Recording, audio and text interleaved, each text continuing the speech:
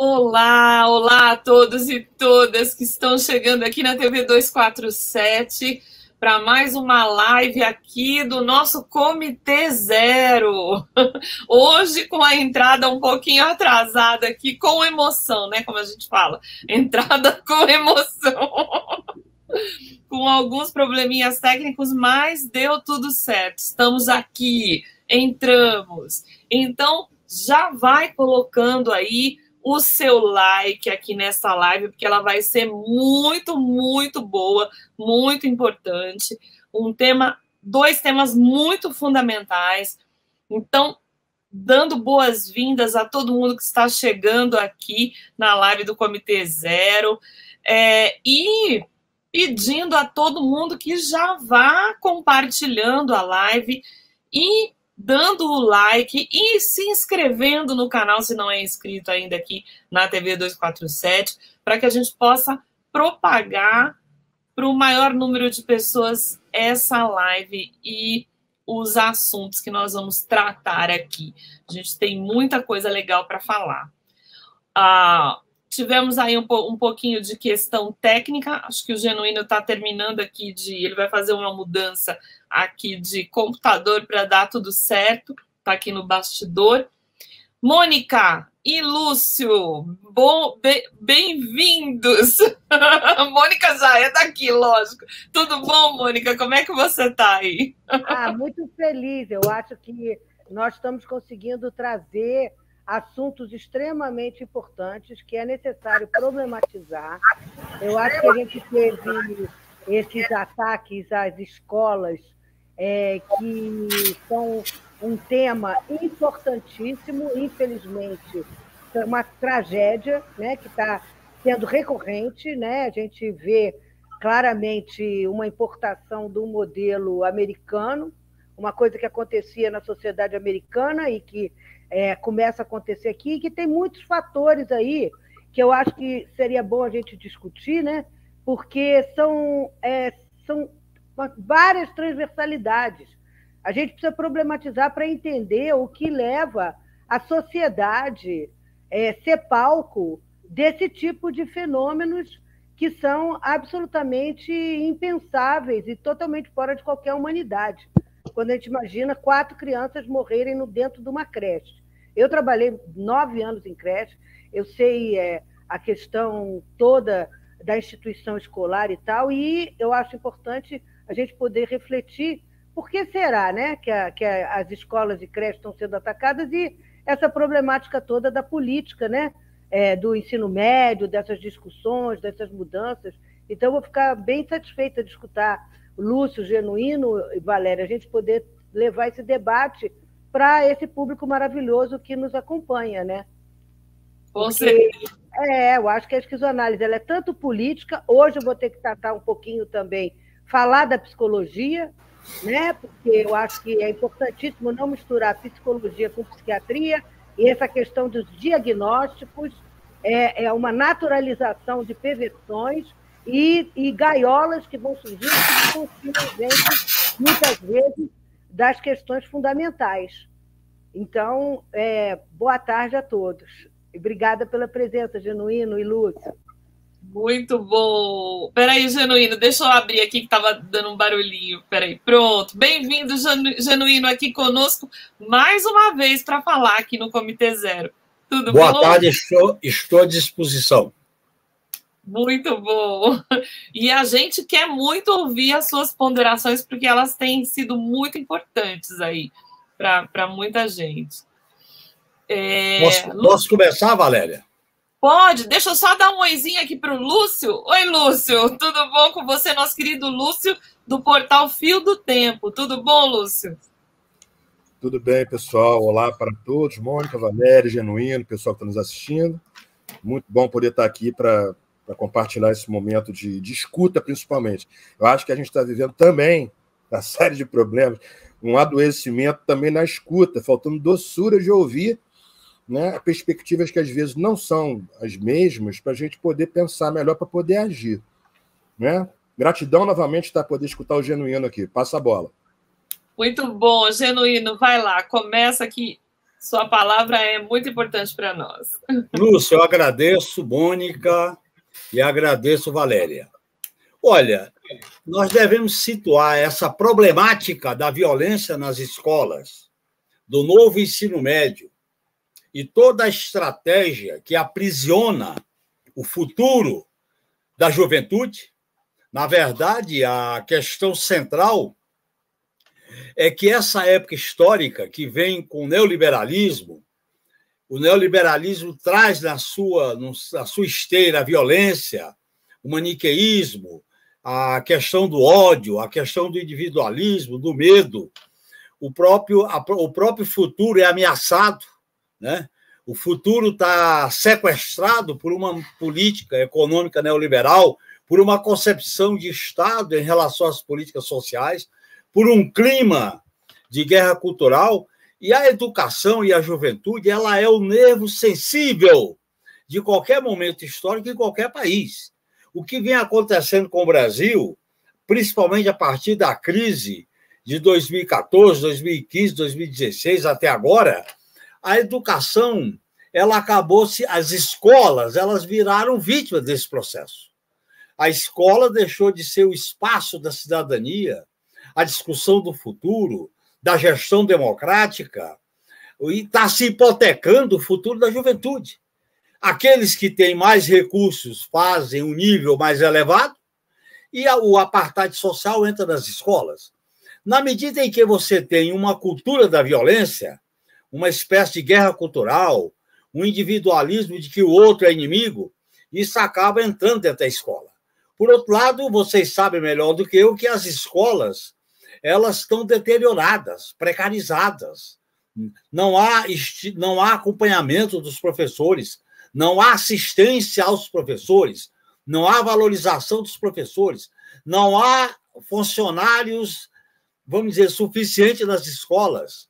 É uma concepção neoliberal do mercado, do gestor, da competência, que acaba predominando. E veja bem, quais são as soluções que começam a ser alardeadas? É mais polícia, é detector de metais, é botar soldado armado dentro das escolas, é transformar as escolas numa espécie de micropolícia, de micropenitenciária, que é o fim do mundo. Então, eu acho que essa questão toda que veio à tona com os episódios trágicos de Blumenau, mas já tinha acontecido antes, em 2019, em Suzano, aconteceu há uma semana aqui em Vila Sônia, perto de onde eu moro. Você tem, tanto em escola privada como em escola pública, a cultura da violência, da intolerância, do medo, do ressentimento e do ódio, capturando a juventude.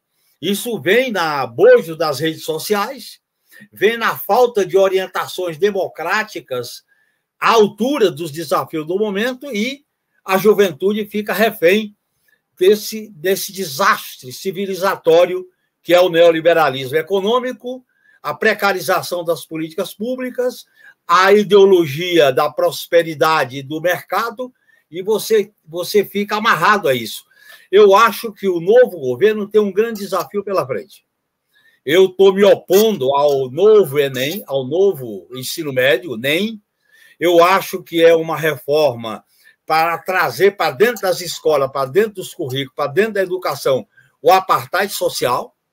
Eu vi, do Massa Fierro, um texto muito bom sobre isso. Eu acho que ele tem razão quando diz que é trazer para dentro das escolas, trazer para dentro dos currículos, trazer para os professores, trazer para os alunos a concepção neoliberal. E essa concepção neoliberal que leva a hipotecar o futuro do adolescente, da juventude e até da criança. Aí vem as apostilhas, aí vem as fundações privadas, aí vem as orientações do terceiro setor, aí vem todo o arcabouço de lucrar de privatizar. Não é por acaso, companheiras e companheiro Masfiero, não é por acaso que as medidas do golpe, quais foram as principais? Alteraram o pré-sal, lei da reforma trabalhista, lei da Previdência, deram o golpe E nesse golpe veio o quê? O novo ensino médio, veio o fim dos mais médicos, e só não privatizaram o SUS porque veio a pandemia, e o país está diante de um desafio. Nós vamos reconstruir remendando ou vamos reconstruir o país fazendo mudanças estruturais de fundo?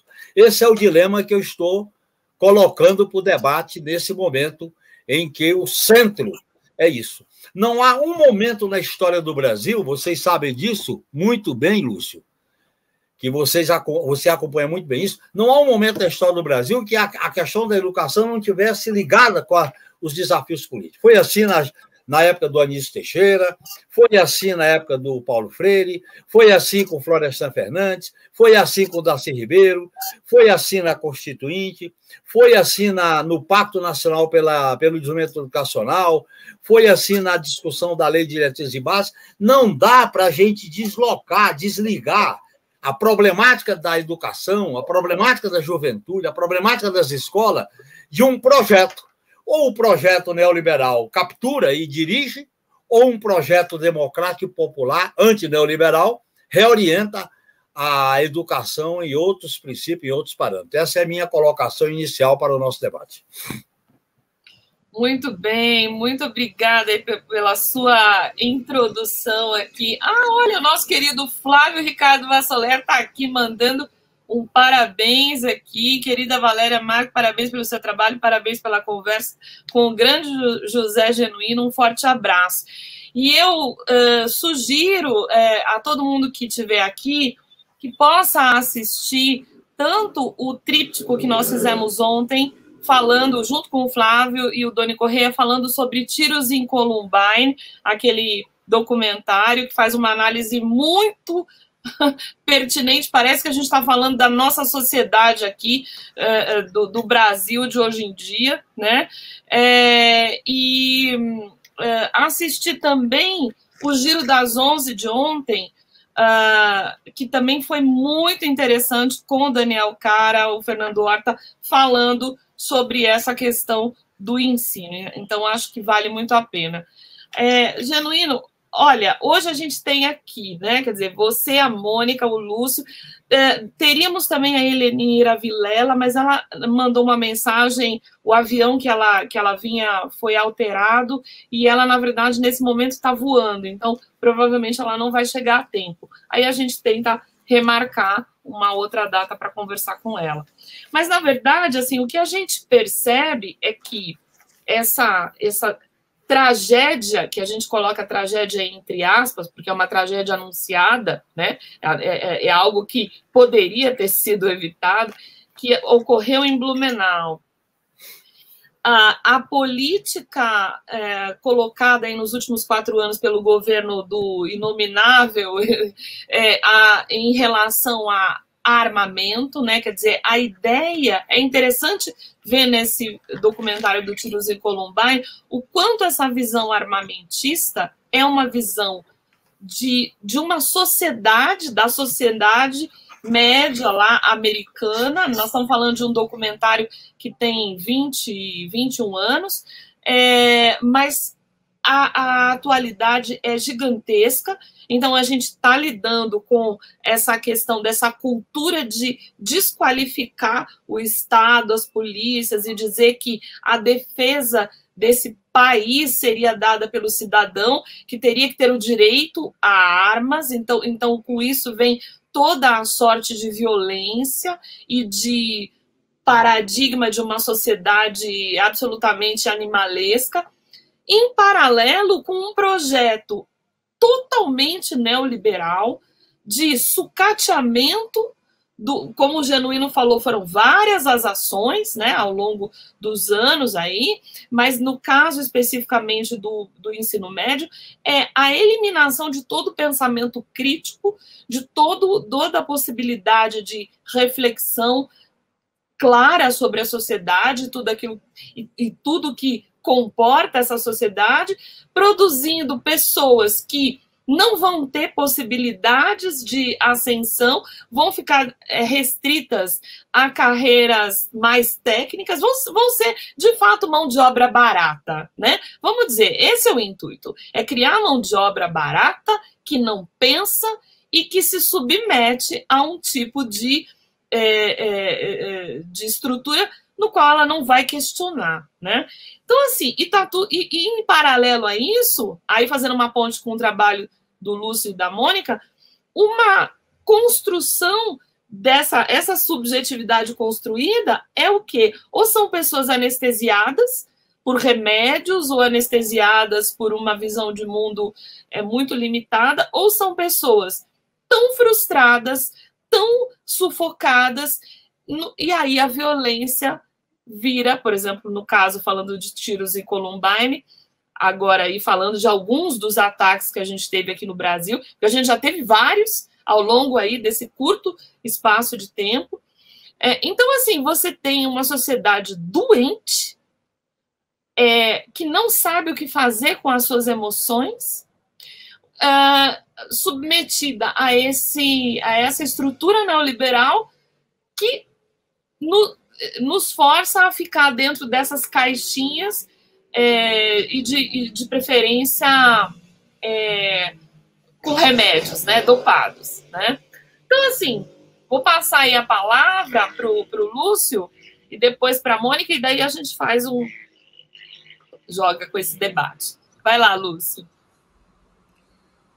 Boa tarde para todo mundo. Então, vou dar início aqui ao que eu trouxe para poder contribuir, pegando aqui alguns tópicos que o Genuíno levantou, que eu acho que é importante, que vão de encontro a algo que nos últimos dias eu tenho pensado, tanto sobre a problemática das escolas no geral, eu dou aula no ensino médio também, né, além de universidade, mas eu sou professor chão de escola, como nesse último atentado homicida, né, em Blumenau. Então, vamos lá, né, sem me alongar demais para mim, que eu quero escutar vocês também.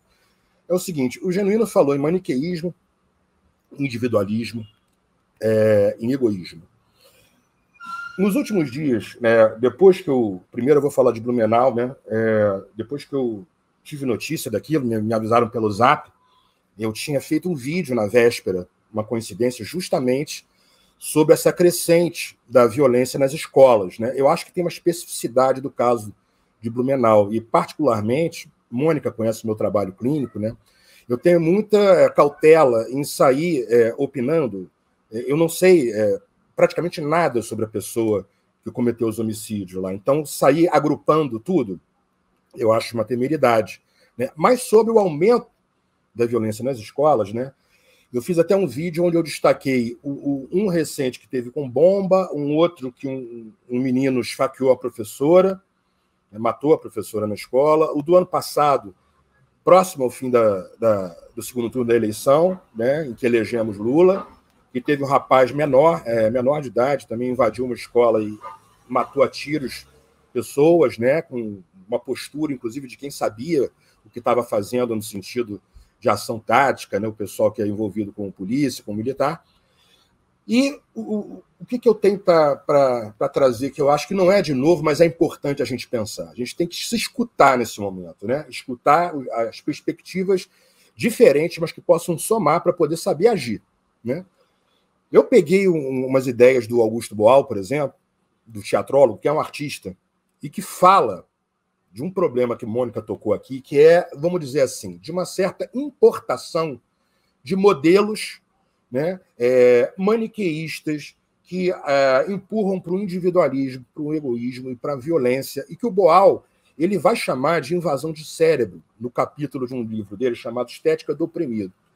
Ele vai apontar isso lá em 2007, 2008, dizendo que era um processo muito grave ao longo das décadas, né? Ou seja, a gente importando seriados, filmes, toda essa indústria cultural estadunidense que ficou durante décadas, né, ditando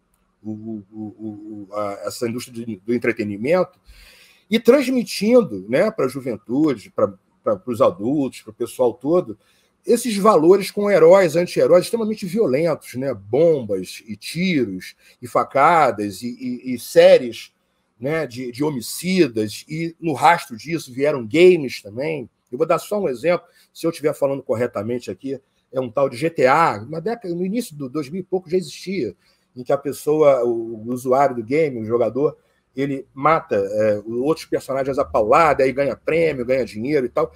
Eu acho que esse pacotão todo contribui um pouco, sim, né, para hoje a gente está vendo um certo refluxo disso nessa juventude, que é a juventude do celular de toque, que é algo, para quem não sabe, né, lá no meu estudo de psicopolítica eu vejo isso, que veio mudar um pouco a relação das pessoas com essa hiperconectividade, onde tem uma avalanche de informações, de comunicação, uma avalanche, transbordamento de linguagens, e as pessoas cada vez menos tendo momento de repouso, de distanciamento disso. A gente vê isso em sala como? Muito difícil hoje, né? Agora eu já vou encaixar o novo ensino médio. Muito difícil hoje você pegar uma turma, por exemplo, vou usar o exemplo que eu tive há dias atrás, você pega uma turma do 2º ano, né? Na pandemia, que foi um momento crítico nosso, né? Tivemos que ter um distanciamento, né? Um juízo. 2020, 21, 22, 23. Esses jovens, no 2020, estavam na 8ª série, digamos, né? No oitavo ano. 2021, estavam no 9º ano. Momento em que eles não estudam, por exemplo, nem sociologia e nem filosofia. Entraram no 1º ano já com o começo do novo ensino médio, retirando sociologia do 1º ano. E agora estão no 2º ano, ou seja, eu dou aula para eles no 2º ano, quer dizer, eu não dou mais aula, porque filosofia no 2º ano não tem. Sociologia que dá, sem eles terem tido esses anos, e como se houvesse um hiato no amadurecimento também, né? Muitos deles com dificuldade de largar esse aparelho aqui. Quando a gente consegue, depois de 15, 20 minutos de diálogo, pessoal, vamos prestar atenção, vamos trocar, isso dentro de uma perspectiva de aula, com escuta, com doçura, alternando, não é aquela coisa de ficar escrevendo em quadro. Alguns deles, sintomaticamente, quando conseguem se soltar disso, colocam em cima das mochilas ou do caderno e tal, e deitam a cabeça, abaixam. Teve algumas vezes que eu perguntei e a resposta é a mesma. Eu estou cansado. É como se fosse um sinal, eu estou trazendo isso, né, como papel de psicólogo, né, que eu dou aula de filosofia nessas escolas, mas papel de psicólogo. O que eu entendo que eles estão também denunciando é que essa hiperconectividade, essa dificuldade de se soltar desses estímulos todos, som, telefone, TikTok, Zap, e outros canais que eles usam, isso tem um preço sobre as mentes, isso tem um preço sobre o psiquismo, né? E se a gente for olhar agora estruturalmente o que esse novo ensino médio está trazendo, né? O que ele está trazendo? Ele está trazendo uma perspectiva já no hoje e para o futuro de uma precarização dessa juventude, né? Que eles chamam de possibilidade de escolhas. Exemplo, com o tal do itinerário formativo, né? Que eles agruparam nas sacolas ciências da natureza e suas tecnologias, as linguagens e suas tecnologias, ou seja, sociologia e filosofia foi parar nas ciências humanas. Aparentemente, a escolha, né? Parece que é escolha, mas não é escolha, é redução. Exemplo, né? Exemplo prático. Nesses itinerários, por exemplo, esses jovens que chegam na escola, no 2º ano, que eles vão escolher uma matéria, está lá para eles como optativa, racismo, discriminação e preconceito, né? Esse conteúdo, gente, era, aspas, praticamente obrigatório em diversas disciplinas. Em sociologia, em filosofia, em geografia, em história, que tiveram sua redução também. Eu estou dizendo isso porque, olha, eu vou chamar de ato falho, mas não é ato falho, é um ato verdadeiro. Olha só, isso tornou-se uma optativa, né?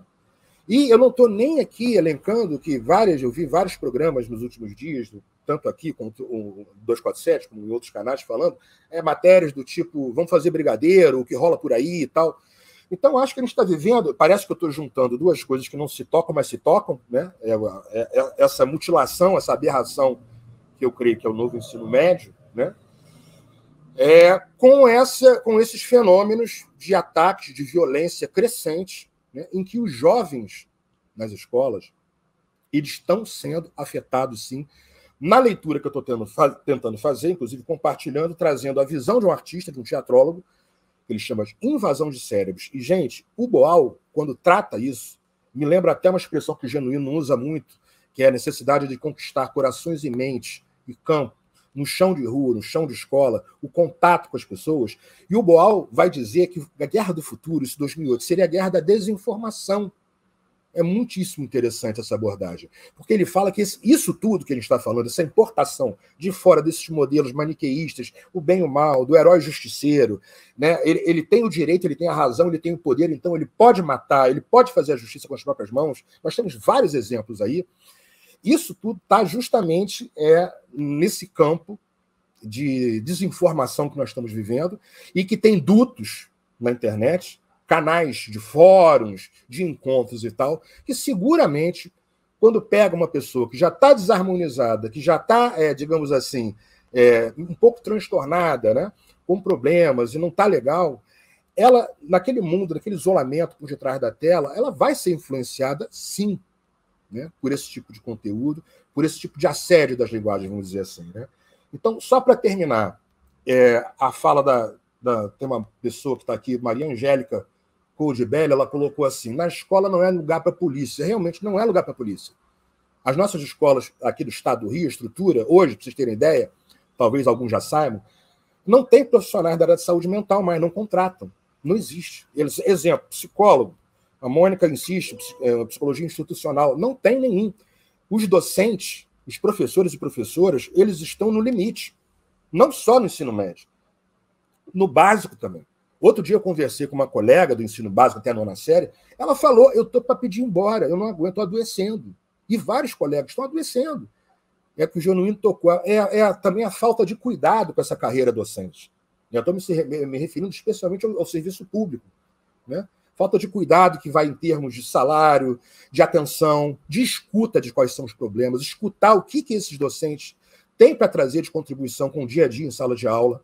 Tá? Então, eu acho que é um momento nosso, para encerrar, passar a bola, de escuta. Eu estou insistindo nisso. Nós estamos também adoecidos no pouco tempo de escuta que a gente está concedendo ao outro, que eu acho que é um efeito dessa da nova era digital, de alta velocidade, inteligência artificial, né? Temos modalidade de tomada de poder, que é guerra híbrida, tivemos um golpe aqui no Brasil, que está diretamente ligado a essa reforma do novo ensino médio, né, que nós tentamos modificar para melhor em 2015, com o BNCC contribuindo para enriquecer, e quando o Temer toma o poder em diante, ele corrompe isso, ele modifica isso e transforma nessa aberração que, ao cair das luzes da passagem de Bolsonaro em 2018, eles vão e praticamente retiram sociologia e filosofia, que foi o que aconteceu. Praticamente, né? Uma vai dar no 3º ano só, se continuar como está, que é a sociologia, e a filosofia vai ficar restrita ao 1º ano. Isso é gravíssimo no papel que essas duas disciplinas têm na interdisciplinaridade com as outras e no papel de formação cidadã do jovem, né? De poder abrir-lhes oportunidade. É isso. Muito bom, muito bom. Eu estou anotando aqui alguns comentários, depois eu vou passar, acho que para o Genuíno, mas a Mônica vai falar agora. Só que antes de você falar, Mônica, vou pôr 2 comentários aqui para você falar em cima. Olha, tem o Felipe Hobbes, que está sempre aqui com a gente, e ele traz muitas informações. Às vezes nem dá para pôr tudo, Felipe, porque fica muito... é muita coisa, entendeu? Aí ele falou assim: eu vivo na internet desde sempre, vi tudo mudar por aqui. Eu sou mais virtual do que real, né? E é interessante porque o Felipe, ele tem acompanhado as nossas lives e ele é jovem e ele foi muito influenciado pela extrema-direita. Ele saiu dessa bolha da extrema-direita e ele tem vindo aqui muito ouvir as reflexões, né?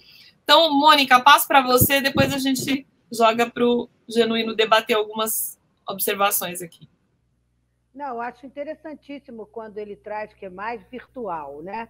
Então, eu acho que a gente... eu vou pegar a parte importantíssima, que é da instituição, né?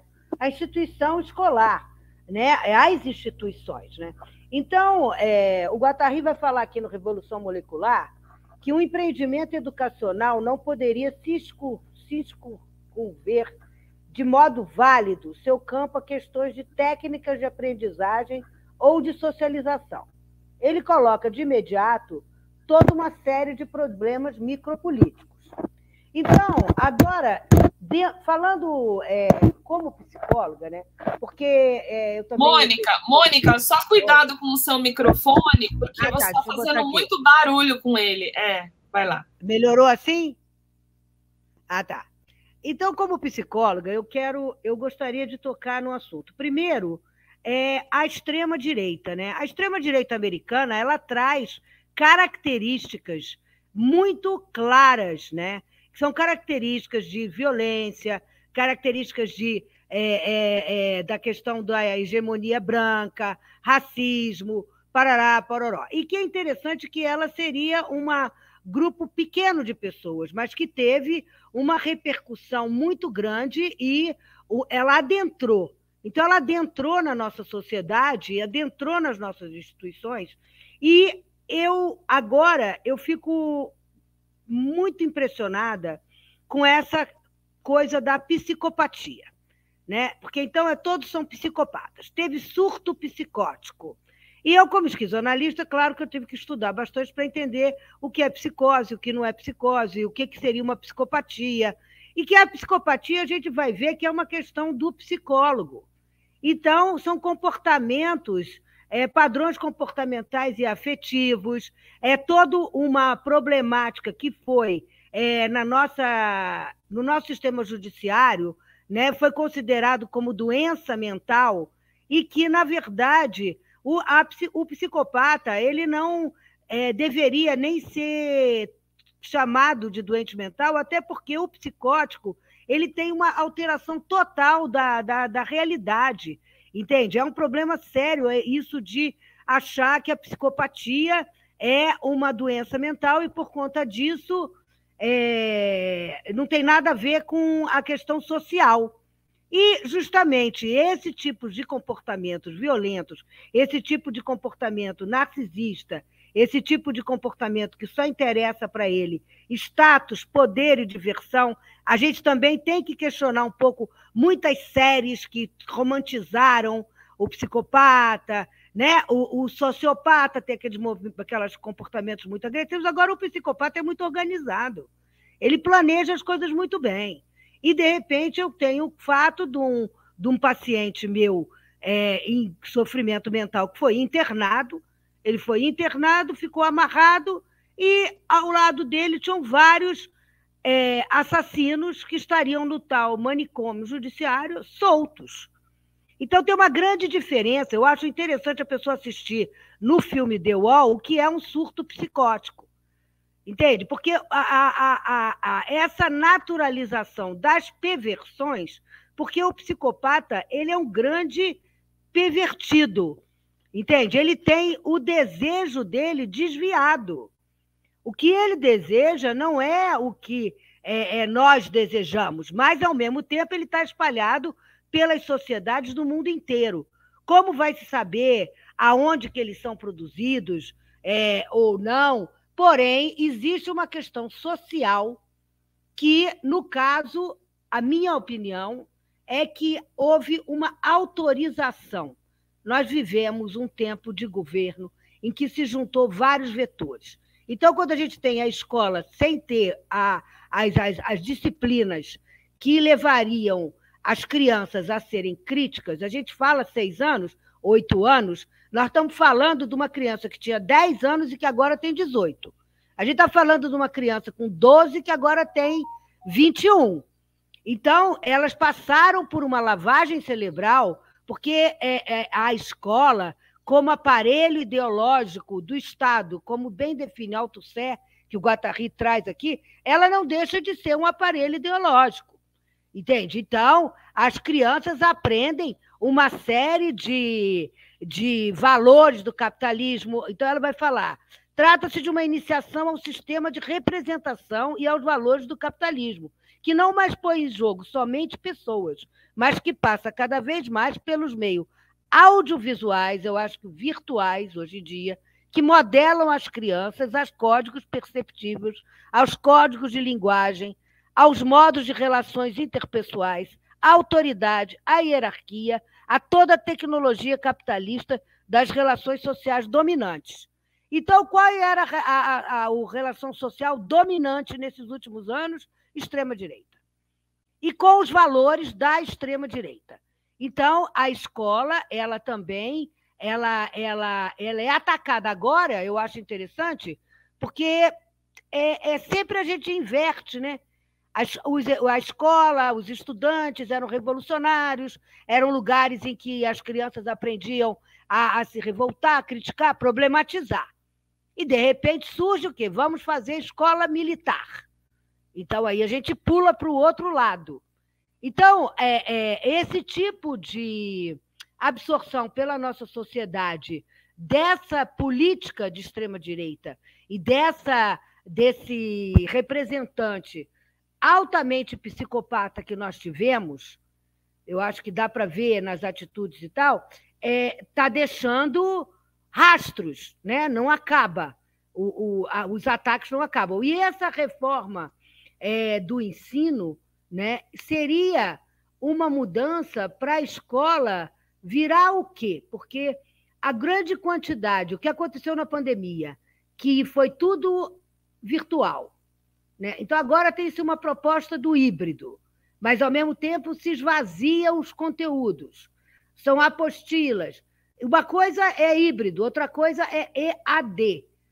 Escolas à distância. Como é que nós vamos fazer medicina, psicologia, educação física? O Lúcio me deu um exemplo muito interessante do bombeiro, do salva-vida, né? O salva-vida vai fazer à distância. Então, a gente não pode esquecer que não ter filosofia, ou não ter geografia, ou não ter história, não ter essas matérias, não significa que outras cadeiras entrem. E aí a gente tem que voltar a discutir da escola poder ser laica. Porque a aula de religião parece não estar sendo questionado. Então, nós temos também essa questão relacionada com as religiões fundamentalistas, que justamente são pró-repressão. Então, a gente volta àquela velha história. Será que a escola vai poder instruir ou ela vai educar? A função, a importância. Porque, e ao mesmo tempo, essas crianças todas estão podendo ter esse acesso às todas essas produções virtuais de séries, de filmes, desenho animado, de jogos, sem nenhum tipo de crítica. Então, é muito fácil terem seus comportamentos. Eu acho isso fundamental. São os comportamentos que estão sendo manipulados. Então, não adianta nós falarmos de quantas psicanálises, quantas teorias de inconsciente a gente tiver. O que objetiva o sistema capitalista é condicionar comportamentos. Sabe? Então, e esses comportamentos estão sendo condicionados pelos meios de comunicação de massa, que, claro, que hoje em dia se ampliaram muito. Então, a instituição escolar também tem pessoas que são representantes desse tipo de política, que são de extrema-direita, que acreditam nessa precarização da escola, porque que, ao invés de termos livros, temos que ter Bíblia, ao invés de termos Constituição, temos que ter Bíblia. Então, nós temos um território agora, Genuíno e Lúcio, eu acho que cabe a nós pensar muito, sabe, em todos esses territórios existenciais que, infelizmente, cresceram na sociedade brasileira. Porque nós estamos vendo agora os efeitos. Essas coisas não são separadas, elas estão todas conectadas. Então, eu acho que cabe a gente, primeiro, quando eu falo da psicoterapia institucional, é porque as instituições têm que ser analisadas e verificadas e questionadas para ver o que ela está produzindo. Então, o trabalho tem que ser dentro das instituições, mas molecularmente. Todas as pessoas, quantos professores estão sendo acharcados e quantos professores estão impondo determinados valores e tal, que não tem nada a ver com o que nós queremos em termos de democracia. Então, a gente tem que pensar em todo o corpo da instituição escolar, todo o corpo de todas as instituições, das instituições militares e tal, para nós podermos realmente tentar reverter infelizmente, esses anos de retrocesso ético, moral e estético. Muito bom, Mônica. Obrigada aqui pelas suas ponderações. Queria passar a palavra para o Genuíno e só elencar aqui, tem uma série de mensagens aqui, Genuíno, colocando aí a questão do alinhamento do Camilo Santana, ou o desalinhamento do Camilo Santana em relação ao governo Lula. Existem uma série de ponderações também, principalmente do Daniel Cara, que eu espero que a gente também convide ele mais para frente, para vir falar conosco, em relação a que havia um projeto até 2012 da presidenta Dilma, que não chegou a ser implementado, né? E que com a tal ponte do futuro, que é um salto no passado de 100 anos atrás, né? Entrou o Michel Temer e começou a destruição aí nesse aspecto. Como é que você percebe, como é que a gente vai fazer esse enfrentamento? Porque a gente sabe que o governo Lula tem aí muitos desafios, mas houve aí essa suspensão e não uma revogação, e há quem diga que o Camilo Santana está trabalhando em favor das entidades empresariais, educacionais, né, que a gente tem essa grande estrutura dessas fundações empresariais, como Fundação Lehman, por exemplo, a Fundação Lehman que está em 19 estados de 26, né? Então, quer dizer, tem um monte dessas fundações empresariais que se dizem preocupadas com a educação, mas que, na verdade, promovem aí toda essa tentativa de desqualificar e desestruturar o investimento na educação, quer dizer, precarizar os recursos, precarizar a profissão e a estrutura dos concursos públicos. Então, como é que você vê isso? O governo vai conseguir dar um passo avante no sentido de fazer essa transformação? Vamos ter que lutar muito para isso? Como é que você sente aí esse momento? Espera aí, acho que só um pouquinho, acho que está fechado aqui seu áudio. Pronto, vai lá. Bem, antes de entrar nesse terreno, eu queria dizer o seguinte: a escola não vai dar conta de toda a sua problemática. A educação, a escola, tem que estar vinculada a um projeto de país, a um projeto de futuro, a um projeto democrático, popular, antineoliberal. Eu digo isso porque não é a arma que atira. Quem aperta o gatilho é a mão. Essa mão é de um corpo, tem uma cabeça, tem uma consciência, tem uma subjetividade. E qual é o centro da subjetividade neoliberal no terreno da cultura e da educação? É a guerra cultural, é contra o politicamente correto, é o inimigo, que é o diferente é inimigo, que parte da seguinte ideia: a arma e a morte é um valor. Não é a vida que é o valor para esse ar. O valor é o capital, o valor é o lucro, o valor é o teto, o valor é os juros altos, não é a vida. Quando ou você quebra isso, ou então não tem como dar uma solução global e radical para a problemática da educação. Aí eu vou entrar na questão eu fiquei muito impressionado, eu sou franco, eu não estou falando pelo governo nem pelo PT. A influência das fundações, das entidades privadas, das organizações de terceiro setor.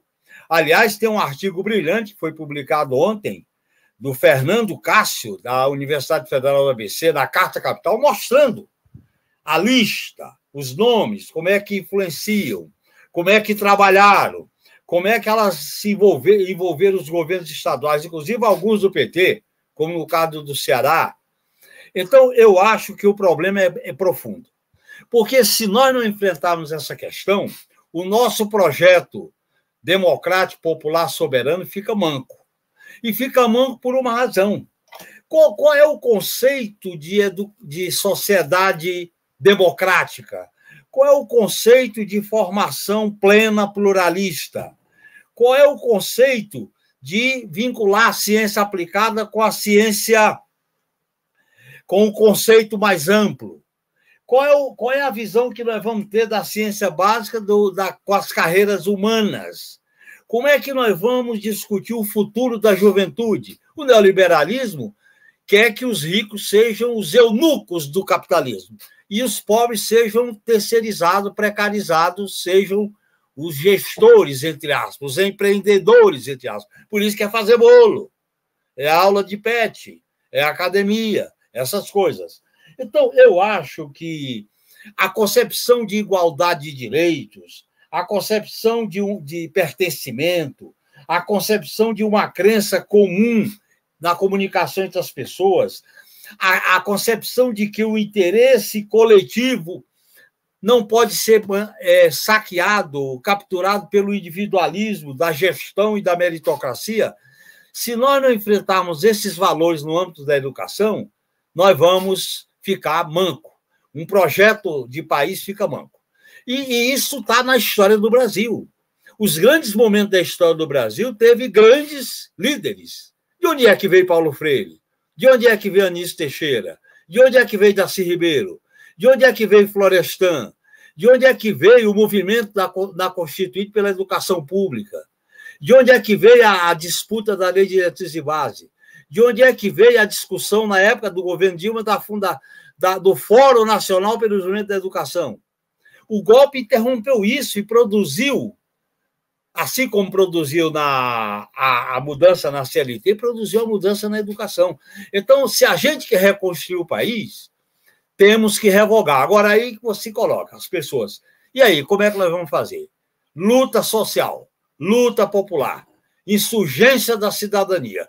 Ou nós construímos esse caminho da pressão, esse caminho de produzir uma alternativa, não é para fazer remendos. Eu acho que nós temos que lutar pela revogação e, ao mesmo tempo, discutir quais são as linhas básicas de uma visão de uma educação integral, de uma gestão democrática, de uma visão cidadã, de uma visão de apoio aos professores, da escola ser um espaço de liberdade e não um espaço de medo, da escola envolver a comunidade, da valorização da escola pública, quebrar com esse fosso entre a escola privada, dos que podem pagar, e a escola pública, acabar com a precarização dos professores, ter um nível de cobertura e de assistência aos professores, aos assistentes. Veja bem, eu estava olhando aqui, eu moro aqui perto daquela escola da Vila Sônia, quer dizer, os alunos entram lá, cadê? Não tem monitor, não tem assistente. Quer dizer, a escola virou você traz o apartheid para dentro da escola, quando a escola deveria ser a discussão do futuro. Nós estamos hipotecando o futuro dentro da escola, isso não pode. Então, o novo ensino médio, no meu modo de entender, é um caminho equivocado. Ele não tem remendo. Esses 60 dias para fazer uma consulta e a articulação dos interesses privados, que é violenta, e repito, o artigo do Fernando Cássio, na Carta Capital, mostra bem isso, e é um estudioso, é um especialista nessa área. Nós temos que pressionar o governo, nós temos que chamar a atenção dos partidos de esquerda, inclusive o meu, que está no governo, para revogar. Revogar e recomeçar, viu, Lúcio? A partir de 2015, viu, Mônica?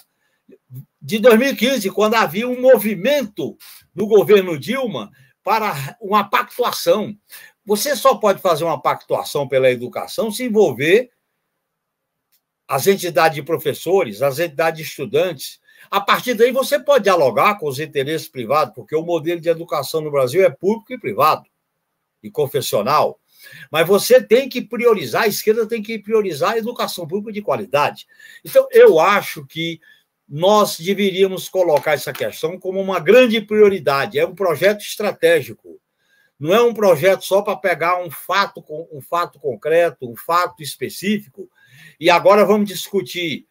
Tudo bem, nós temos que tomar essas medidas, melhorar a ronda escolar, a polícia comunitária, ter uma vigilância nas redes sociais. Agora, ir para colocar detector de metais, polícia dentro das escolas, diminuir a idade penal, E aí você vai apostando na barbárie. É a barbárie gerando a barbárie. E aí não tem fim. É o mundo do caos. E é isso que o neoliberalismo quer. Aqueles que não têm vez no neoliberalismo, que não são os eunucos do sistema, eles ficam agregados na precarização. É isso que eles querem trazer para dentro da educação. E eu acho que um governo progressista de esquerda não pode dar curso a esse novo ensino médio. Ele tem que ser enfrentado. Eu acho que nós temos que discutir desde já a revogação e o modelo, nós temos que propor mudanças no sistema. Nós não queremos voltar ao que era o passado. Nós não queremos voltar, mas também não queremos. Eles dizem o seguinte, nem é o passado e nem é isso que está aí. Nós não queremos o passado, mas também não queremos o nem. Nós queremos uma alternativa. E essa alternativa tem que ter algumas diretrizes que resolvam esse problema. Tanto o enfrentamento da violência cultural que chega nas escolas, o preconceito maniqueísta que chega nas escolas, a valorização da arma e da morte que chega nas escolas, a ideia da guerra contra o politicamente correto que chega nas escolas, a discussão das cotas chega nas escolas, é todo um conjunto de problemas que chega na escola. A escola e a educação não é uma ilha. Nós temos que vincular a um projeto de emancipação do povo e do país. E eu acho que a esquerda tem que pensar grande nessas ideias e vincular um projeto de educação. E aí nós temos que fazer uma grande frente de educadores, de especialistas, de professores, de entidades estudantis, de parlamentares que pensam dessa maneira e pressionar, porque se depender só do Congresso, com essa maioria conservadora, nós estamos fritos. É necessário a gente articular com a sociedade. Aí vale a pena, Mônica, tanto a gente articular a micro com a macro política. Talvez nesse ponto da educação, a micro e a macro têm que se azeitar bem para a gente fazer o enfrentamento como alternativa. Porque eles estão dizendo o seguinte, quem quer a revogação não tem alternativa. Nós temos uma alternativa. Ela é democrática, é de um ensino integral, é de valorizar o professor e o aluno, é não seccionar a ciência aplicada da ciência exata, é não seccionar as carreiras humanistas da gestão privatista. Nós temos uma visão de como tratar esse tema e temos acúmulo. E o acúmulo nosso da Constituinte? O acúmulo nosso, logo após a Constituinte, da regulamentação do capítulo sobre a Constituinte. E o acúmulo que nós tivemos nos governos do Lula e principalmente no início do governo da Dilma. O golpe interrompeu, nós não podemos fazer remendo num golpe. Imagine, se a gente for pegar isso para a CLT, se a gente for pegar isso para as privatizações, se a gente for pegar isso para a questão da reindustrialização do país. Então, nós vamos remendar algo que não dá para remendar. O problema da esquerda não é remendar, nem botar esparadrapo na sangria, é fazer cirurgia seletiva. Se nós não fizermos isso, nós vamos ser engabelados. E olha o que está acontecendo na Europa francesa, na Europa alemã, na Europa belga, o que está acontecendo com os movimentos sociais. O caminho é esse. Nós temos que vincular a institucionalidade com a luta social, com a luta popular. Esse é o caminho para a gente derrotar o novo ensino médio e buscar uma alternativa. E eu acho, para terminar, que os profissionais da educação têm um papel fundamental em mudar esse equilíbrio de força. Genuíno, mas você acha que... porque, assim, fica a impressão de que há uma cautela do governo em relação a não fazer essa revogação imediata. Aí, vendo algumas entrevistas por aí, eu vi uma do Daniel Cara que ele fala que não, que existem... provavelmente existem cerca de 400 votos que poderiam revogar esse ensino médio, né? Então, quer dizer... porque o descontentamento é gigantesco, né? Você acha que essa dinâmica que está sendo aí, que assim, o governo não revogou imediatamente. Você acha que o governo está sendo cauteloso, está procurando ir aos poucos, entendeu? Por toda a conjuntura, ou você acha que de certa maneira, é a pressão da sociedade, como você falou, que ele está talvez esperando essa pressão da sociedade. O que você... Olha, Valéria, o governo suspendeu por causa do início da pressão. Se não tivesse tido o início da pressão, não tinha sustado. Segundo, se aumentar a pressão, o governo pode acabar com essa cautela. Essa cautela do meu governo, ela não pode continuar. Por exemplo, a cautela em relação ao salário mínimo, a cautela em relação aos juros, a cautela em relação a algumas privatizações. Ele revogou, tirou algumas, ou não tirou, por exemplo, a Eletrobras. A cautela em relação à questão tributária. Nós vamos fazer uma reforma tributária. Nós vamos mexer na riqueza ou vamos deixar fazer um remendo? Eu defendo a tese de que a gente tem que fazer um enfrentamento democrático. Eu acho que o que decide essa maioria congressual que é conservadora, o que decide nesse governo de frente ampla é a gente ter um polo à esquerda, dentro e fora do governo, pressionar na sociedade para pressionar o Congresso. E eu acho que essa questão da educação é algo muito sensível, mexe com o país, mexe com muitas consciências. Se a gente souber trabalhar, nós podemos, vamos dizer assim, ter um papel decisivo para acabar com essa cautela. Eu acho que essa cautela está muito moderada. Por exemplo, eu sei, Mônica, Valéria, você deve saber também, a Mônica, o Lúcio, que as fundações privadas tiveram um papel importante na transição, que as fundações privadas que fazem livros, apostilhas, editoras, que dão curso, que querem continuar orientando os professores, que têm contrato com os estados, com as secretarias, têm uma força muito grande. Portanto, você sabe, inclusive, que tem fundos financeiros que estão comprando escolas. Compra escola, compra universidades, compra escola do ensino médio, escola do ensino fundamental, vamos deixar isso claro. Então, veja bem, o neoliberalismo, companheiros e companheiras, ele ganhou a subjetividade. Ele não só derrotou a gente com golpe, com autoritarismo, mas ele ganhou a subjetividade das pessoas. Ele fez a pregação do empreendedorismo, da meritocracia, do individualismo versus coletivo. Ele se baseou na inspiração do evangelho e não no debate político. Ele se inspira na arma, ele se inspira no Deus, na família, na propriedade, e não na luta social, na luta política, nas críticas. Esse é o problema que nós menosprezamos, o que o Lúcio falou aí, que eu insisto muito, e eu aprendi isso com Antônio Cândido, com Florestan Fernandes, nós menosprezamos ganhar corações e mente. Nós botamos o povo no orçamento nos primeiros governos nossos, mas como nós não ganhamos corações e mentes, nós não construímos uma subjetividade transformadora, radicalmente democrática, anticapitalista. O capitalismo veio com tudo, inclusive cooptou gente de esquerda, vamos ser claros aqui. Por isso que nós temos que fazer esse debate com toda a franqueza. Eu estou sendo claro e franco mais do que possível. Então, eu gostaria muito de fazer uma pergunta que eu não consigo calar. Né? O que houve com a questão da CPI do MEC? Como?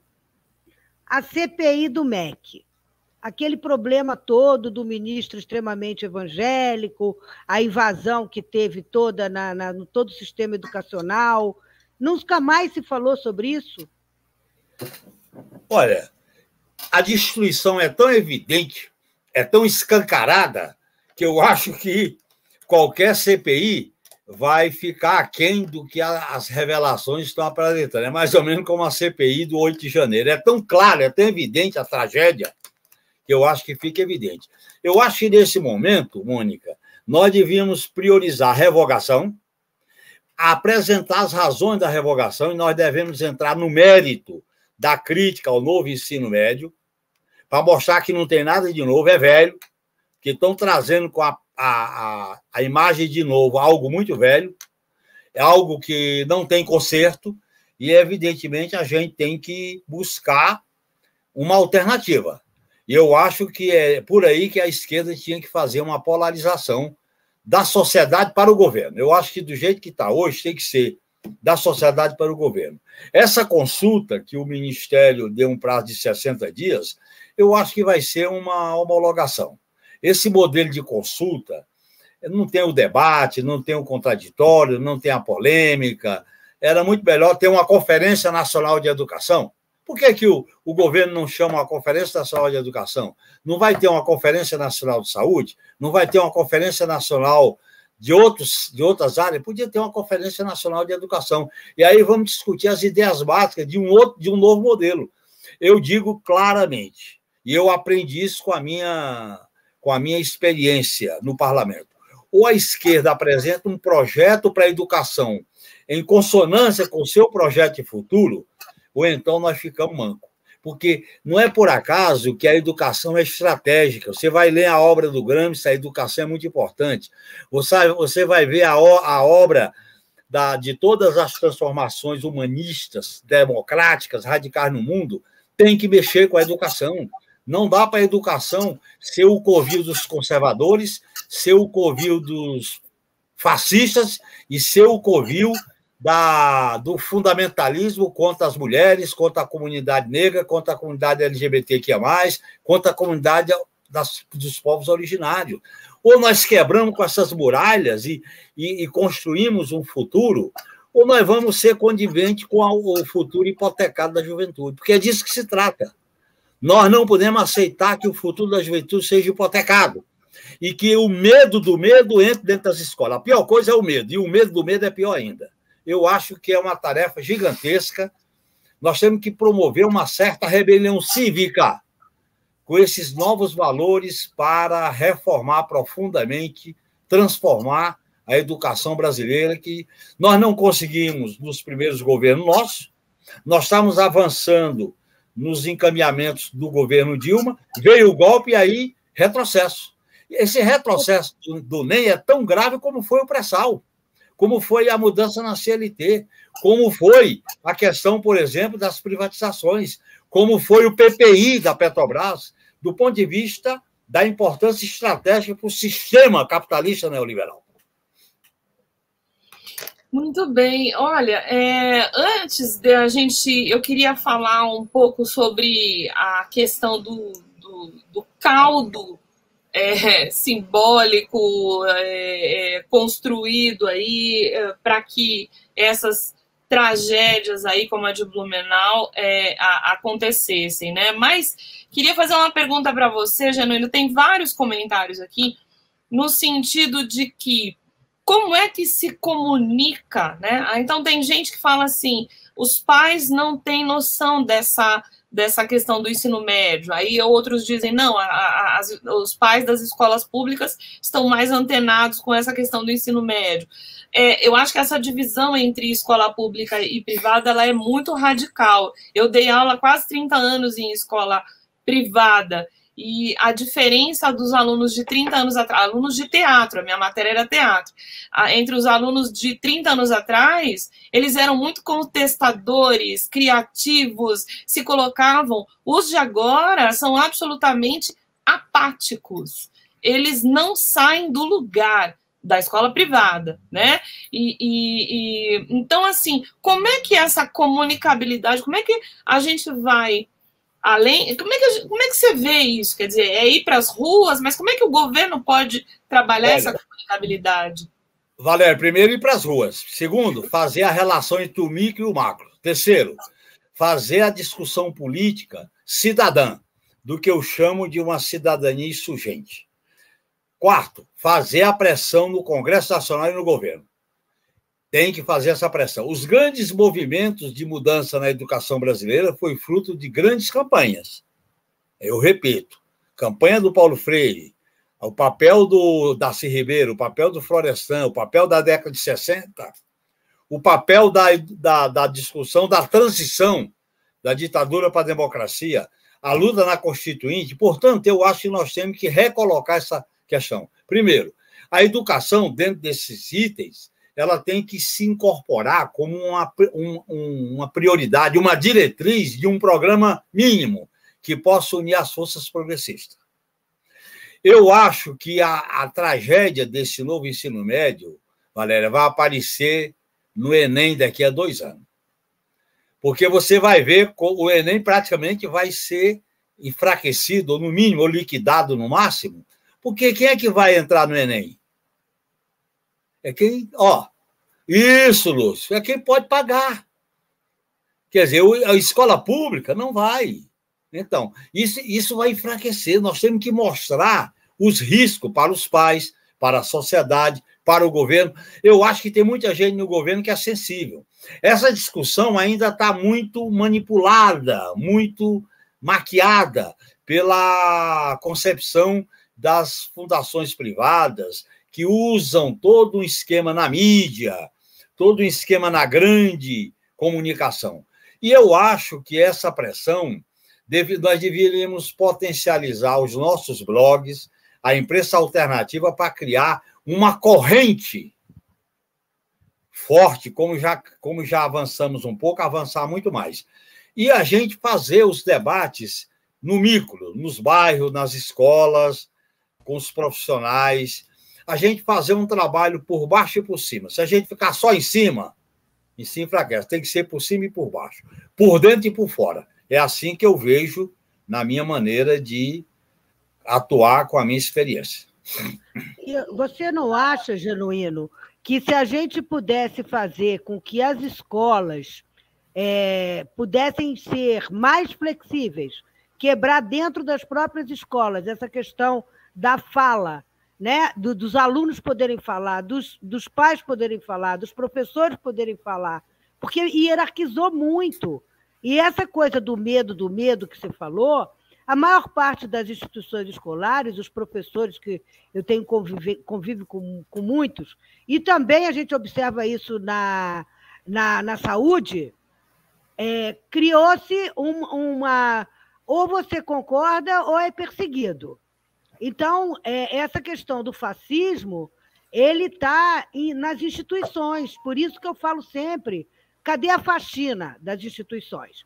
Né? Porque para a palavra poder fluir, para a gente poder ter esse debate, as pessoas têm que se sentir livres dentro das instituições. E eu acho que isso é uma consequência desse governo horroroso que a gente conseguiu se livrar, mas ainda está repercutindo demais essa censura, essa perseguição, essa violência institucional. Olha, Mônica, é uma tarefa violenta nossa, grandiosa, desfascistizar as instituições. As Forças Armadas foram contaminadas, as PMs foram contaminadas, polícia foi contaminada, agente de segurança foi contaminado, parte da população, você via aí, 45%, achando que ele não pode ser punido por causa dos atos do dia 8 de janeiro. E a extrema-direita é produto do neoliberalismo radical, que aprofunda a exploração, a eliminação de direito, não tem futuro, precariza tudo e aposta no caos. Portanto, nós temos que disputar consciências. Agora, ao mesmo tempo, nós temos que entregar resultado para o andar de baixo. Porque você sabe que a história do fascismo é o seguinte: o desânimo, a não punição e a não atenção aos problemas sociais do povo leva muita gente pobre para os braços do fascismo, para os braços da extrema-direita. Olha os Estados Unidos, olha a Itália, olha o que está acontecendo agora na Europa. Né? Eu acho que esse é um problema. Por exemplo, o salário mínimo, a questão do sistema de saúde, a questão da assistência social, a questão da geração de emprego. Nós temos que... O Lula está correto em ser ficcionado, apaixonado por o país voltar a crescer, porque ele sabe, ou gera emprego e o país cresce, ou então como é que nós vamos tirar o país desse buraco que a classe dominante botou? Porque a classe dominante está lucrando com a renda, os rentistas. Eles aplicam o dinheiro, ficam em casa e rendem. Não precisa trabalhar, não precisa ter indústria, não precisa gerar emprego. Não é mais aquela fórmula do velho Marx, né? MDM, agora é DD. Você sabe, né? Quer dizer, é capital gerando capital. Não tem produção, não tem mercadoria, não tem nem mais-valia absoluta nem relativa. É especulação a granel. Então, nós temos que mexer nessas casamatas. Eu acho que tanto no Brasil como no mundo, se nós não tocarmos o dedo nessas casamatas para enfraquecê-las, eu sei que não é o caso, nós não temos força para fazer uma ruptura ampla, mas nós temos que fazer tensionamento. Eu defendo que a governabilidade nossa seja tensionada, nós não podemos mitigar as coisas. Por exemplo, qual é o erro desse negócio do governo no ensino médio? Tinha que começar para revogar. Aí você revoga, é uma puta vitória. A partir daí você chama as entidades privadas para negociar.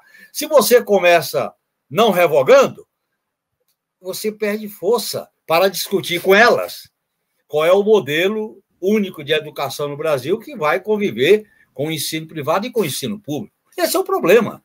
Quer dizer, para você ganhar o mínimo, você tem que lutar pelo máximo. Quando você não luta, você tem que lutar por reforma sem ser reformista. Esse é o nosso dilema, viu? Eu acho que é isso que nós temos que fazer. E dá uma palavrinha aqui rápida. Estou escutando aqui e pensando. Veja só, hoje eu sei que tem gente que talvez não tenha se dado conta ainda. Essa suspensão significa, sob certo aspecto, que o que foi modificado com essa reforma continua. Exemplo, continua o segundo ano, né? Onde eu dou aula, por exemplo, continua o segundo ano sem filosofia. Continua o primeiro e o segundo ano sem ter sociologia. O resto continua. Como o Genuíno falou, se isso não é recusado, não é revogado, né? Como é que vai... Que mudanças, né? Essa consulta, digamos assim, que é quase como uma variação de você decide online. Que mudanças serão feitas nisso tudo que já foi andado até aqui? Eu estou dando exemplo apenas de sociologia e filosofia, que eu considero disciplinas fundamentais. Tá? Inclusive, teve um camarada que está aqui no chat que ele fez essa observação. Qual é o nome dele aqui? Que sempre... Enfim, eu perdi aqui, mas eles tinham colocado assim... Alisson Cipriano, ele falou assim, vocês já notaram que sempre que tem golpe se retira a sociologia? Né? Claro. Isso é por acaso, né? Não é por acaso. E aí, Genuíno, você falou uma coisa, baseado num comentário que eu fiz, que você me despertou para reforçar um aspecto disso tudo. 2015, quando aspas, né? 2015 era o governo Dilma, mas atenção, para quem acompanha com os olhos atentos o que muitos de nós temos investigado sobre o golpe, né, em escalas que houve aqui no Brasil, né, que tem um vírus, né, inoculou o Brasil. Em 2015, governo Dilma, já havia acontecido a desidratação de Dilma, 2013, Copa das Confederações. Dilma tinha um alto índice de aprovação e fizeram despencar para julho, num caos, numa bagunça, né? Eu cheguei aí 3 vezes para a rua, depois recuei, quando eu percebi que tinha algo errado. A Lava Jato, ela começa oficialmente, se não me engano, em março de 2014. Exatamente. Começa e a Lava Jato, veja só, atenção, eu insisto sempre nisso, e eu consegui convencer da melhor maneira possível o Joaquim de Carvalho disso no outro dia, explicando que a Lava Jato, em que sentido a Lava Jato também foi, não somente, mas também foi uma mega operação psicológica, usando o lawfare, que fez, ao longo de tempos, uma preparação por propaganda da mente coletiva do brasileiro, numa luta contra a corrupção, numa coisa muito louca, como se aquilo tivesse acontecendo realmente. Mas, na verdade, era para abalar governo e para fazer perseguição. Isso 2014. 2015, quando há essa consulta, que eu digo, que eu entrei lá, qual foi a minha contribuição para eu dar uma assinatura pessoal de professor? Botar alguns tópicos ligados à filosofia africana, que era uma demanda de muitos estudantes, né? Muitos estudantes periféricos pretos, e que é um débito, é um hiato grande da filosofia, né? Eu não vou me estender muito, como é com o conceito de liberdade também, por causa da escravidão. Voltando, no ano seguinte, essa guinada já se deu, porque quando Temer, quando eles expulsam Dilma, com aquelas bíblias, com aquela coisa, o louvor à ditadura, com aquela coisa toda, já entra em cena todo o uso corrompido, exatamente isso, Jana, que tu falou. Não houve uma participação maior de 8 milhões. Havia, de início, 8 milhões de contribuições na base. Não necessariamente contribuições ruins, mas era todo um material de docentes dizendo o que podia mudar, o que não podia mudar. Aí hoje vou dar um salto. Por que eu estou dizendo isso? Porque teve também uma pessoa aqui, Noeli, que ela botou assim: a juventude está sendo capturada pelas redes e pelo discurso e racionalidade empreendedora. É a questão do neoliberalismo, né? Que vai alimentar o egoísmo, vai alimentar você não ter o espírito da cooperação, né? Vai alimentar o endurecimento da escuta. Você não presta mais atenção no outro. Foi o que eu falei do celular, as pessoas adoecidas, ninguém se ouve mais, né? E isso vai gerando efeitos graves, né? Como se fosse em cadeia. E aí entra o seguinte: disciplina, uma matéria que já estava no passado no ensino médio, chama-se marketing digital. Se alguém puder me explicar, né, nessa maluquice toda, né, nesse recorte todo, para que serve o que é essa disciplina para a garotada que acabou de sair da 9ª série, eu vou agradecer muito, porque até hoje eu não entendi o que é o marketing digital que é dado. Para quê? Qual é o objetivo? A não ser se for servir, né, entre outras coisas, pode ser que esteja me escapando algo, um tipo de mão de obra extremamente explorada e barata, que vai trabalhar justamente nesse setor, que é o setor que vai fazer influenciação, que é o de propaganda, né? Que, para finalizar a minha fala, que eu acho que a gente tem, não é para agir. Para agir é o que o Genuíno falou, Valéria, Mônica, a gente está reforçando isso. Nós temos que nos mobilizar, né? E não docilmente aceitar daqui a 2, 3 meses que, olha, fizemos um ajuste aqui, vai ter mais um tempo de sociologia. Pronto, não é isso. Tá? Ao mesmo tempo, eu acho interessante que se busque entender, trazendo contribuições, ao que aconteceu nesse campo que vai aparecer o marketing digital como disciplina louca, do nada, aparentemente, no ensino médio, que é o direcionamento da propaganda, né, do consumo para a política, que é o que aconteceu, que é o que definiu a eleição 2018 do Trump, que é o que definiu, de certo modo, a eleição aqui 2018, no que nós importamos. O pessoal ouve falar Cambridge Analytica, SCL Group, aquela Strategic Communication Laboratórios. Esse pessoal que colocaram aqui no chat também, psicologia comportamental. Não, quando começa isso, lá nos Estados Unidos da América, começa com um teórico e prático, altamente inteligente, perspicaz, mas que torceu isso, que vai trabalhar com fundamentos da psicanálise, do time de Ana. Isso mesmo. Ele vai pegar medos e... O Genuíno, quando você fala corações e mentes, a primeira coisa que me vem em mente sempre é esse trabalho do medos e desejos. É o medo do comunismo, é o medo do kit gay, é o medo da piroca, é o desejo invertido que Mônica toca também da sexualidade, que aí começa a barrar. E isso... Aí, Lúcio, é o Deus do algoritmo. Aí manipula tudo. Manipula tudo na base digital, é isso que eles fazem. Isso. Eu queria só retratar para vocês uma frase de um grande professor que faleceu, mas era um grande professor, morreu com quase 100 anos, Antônio Cândido. No auge da perseguição contra mim, eu fui um dia conversar com ele. Aí ele disse: Genuíno, levanta a cabeça, vocês fizeram uma revolução, botaram o povo no orçamento. Aí ele tinha todos os números do povo no orçamento. O orçamento é para botar o povo e vocês cometeram essa aventura revolucionária. Mas vocês esqueceram de ganhar o povo e tiveram ilusão na classe dominante. Matou a charada. Não é verdade isso? Mas é isso que o Guattari fala, falta povo. Entende? Porque falta povo. E aí, aqui, quando o pessoal está falando, porque a psicologia comportamental... Gente, evoluiu muito, né, claro. Lúcio? A psicologia são as psicologias. Junta daqui, junta dali. Quando eu assisti um congresso no Uruguai, os chilenos apresentaram a Igreja Universal, eles falaram um trabalho maravilhoso, eram 3 psicólogos, ainda eram estudantes. 14 psicologias que a Igreja Universal usa. Entende? Então, a problemática é grande, é grave.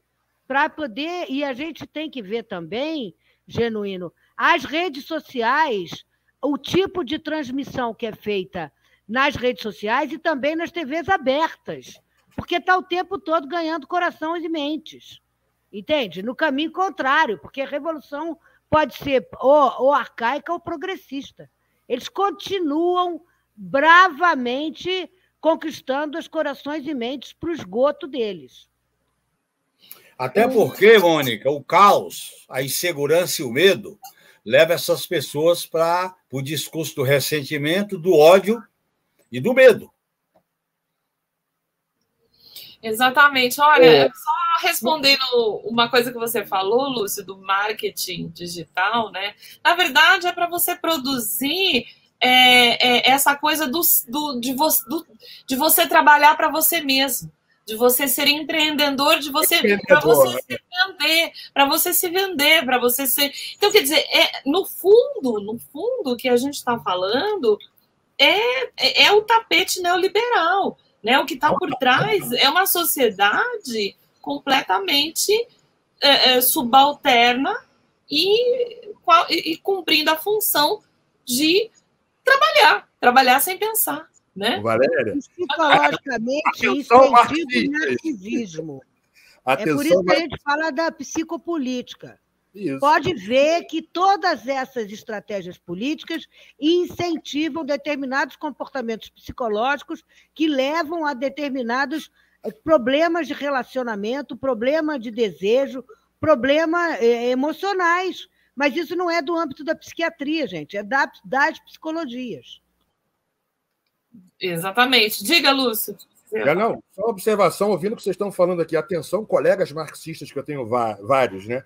A exploração do trabalho é também, lendo Freud, que eu gostaria muito de ver um papo dos dois.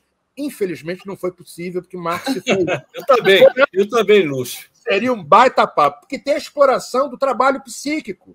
O que a internet está trazendo para a gente hoje, nos ensinando nessa infância da rede digital, né, que a gente está se lambuzando, é que a exploração do trabalho psíquico incide sobre o corpo e sobre esse negócio dos rentistas, que não há mais investimento em trabalho de indústria e tal, é rentismo. Eu falo para meus alunos, vai no metrô que você vai ver 4 empregos de bilheteiro que não tem mais, foi substituído por um técnico de vender máquinas de com cartão.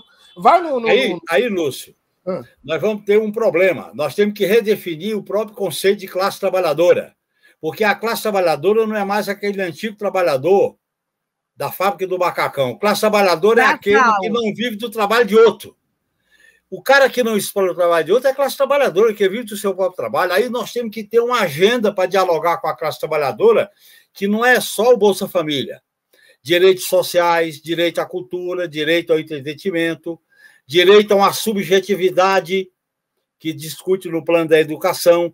Eu acho que a esquerda, para discutir esse tema, tem que estar aberta a discutir o papel da subjetividade transformadora, senão ela não enfrenta a subjetividade capitalista do individualismo, do empreendedorismo, do próprio papel do Deus, do mercado, de algo muito fundamental, que é o seguinte: isso não dá. É a tirania do impossível, ou o fatalismo de que não dá. Inclusive, na política, tem o fatalismo da correlação de força. Isso não dá, isso não dá, isso não dá. Aí você vai adotando a política da servidão humana. Aí nós estamos fritos. Porque justamente vem através do afeto. Então, essa questão da servidão humana é aquela coisa que a gente está conversando hoje, da autorização, né, do consentimento, da sociedade do consentimento. Então, os laços da repressão, eles estão invisíveis, mudaram, não é mais palmatória e tal, são todos esses laços invisíveis que as pessoas investem inconscientemente e desejam. Mônica, você sabe que eu vivi essa experiência dramaticamente.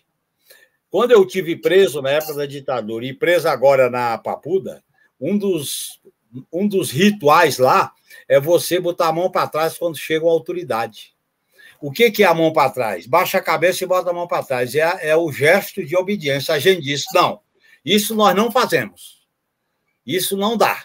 Você, além de estar preso, assumir a dominação consentida, não dá. E eles exigem que você bote a mão para trás e baixe a cabeça. É um gesto de aceitar a culpa porque você é culpado, de aceitar a punição porque você é culpado. E a gente tem que se rebelar contra isso, no mínimo e no macro. Tá certo? Recebemos uma mensagem agora da Helenira, que vai entrar, conseguiu chegar. Que prazer, bom. Valéria. Pelo menos ela dá uma Desculpa palavra. interromper, mas eu estou avisando aqui. Vai lá, Helenira.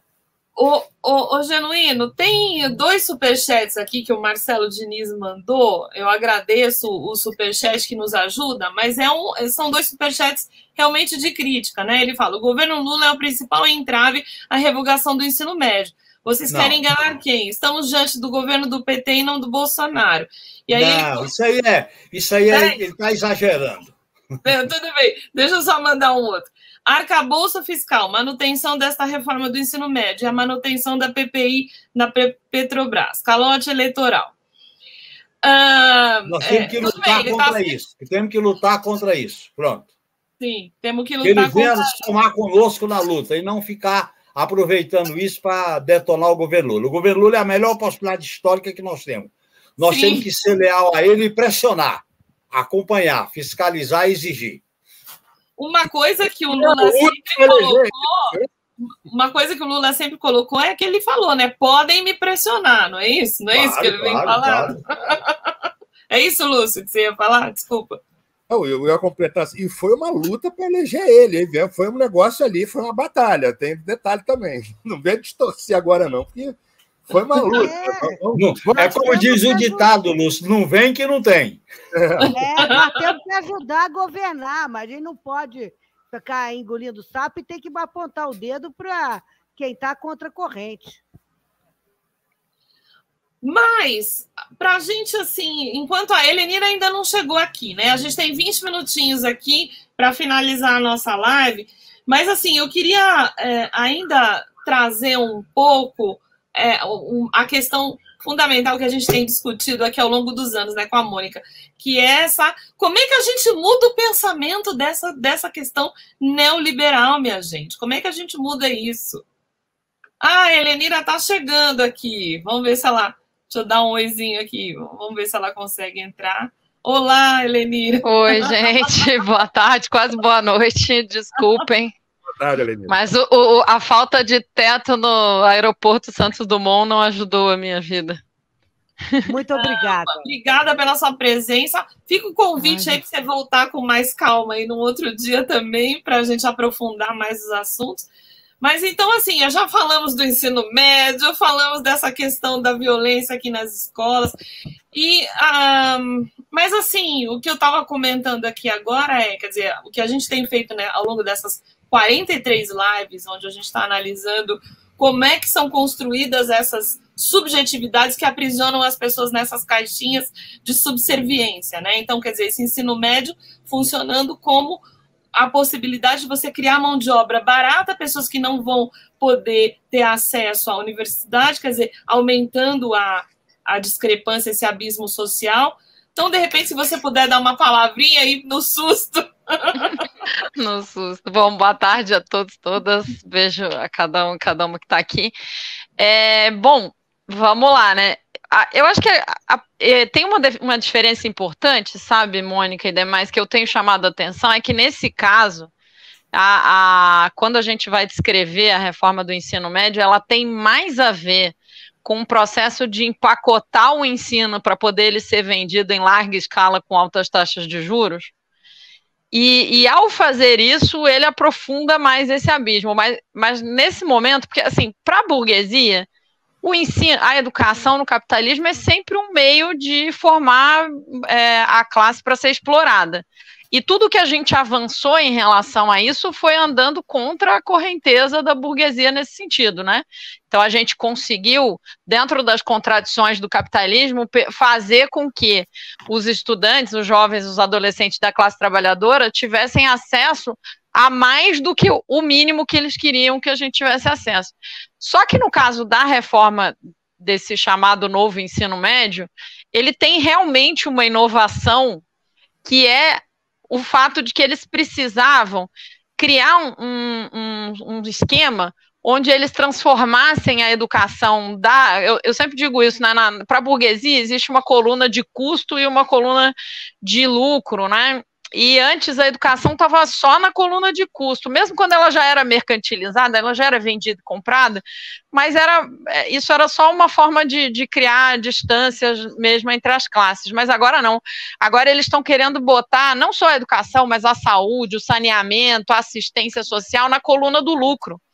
Né? E então, só que para fazer isso você tem que mudar estruturalmente, porque se você der educação de qualidade, ou mesmo aquele ensino anterior que a gente já fazia, você não consegue fazer isso dar altas taxas de lucro, entendeu? Nem ser vendido em larga escala.